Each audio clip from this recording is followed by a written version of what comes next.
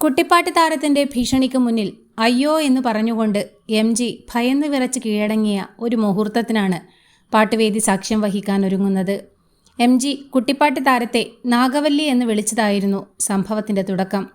ആദ്യം ഇപ്പോൾ എന്താ വിളിച്ചതെന്ന് ഓർമ്മയുണ്ടോ എന്ന് ചോദിച്ച താരം ഇനി അങ്ങനെ വിളിക്കാൻ നിൽക്കണ്ട കേട്ടോ എന്നാണ് താക്കീത് നൽകിയത്.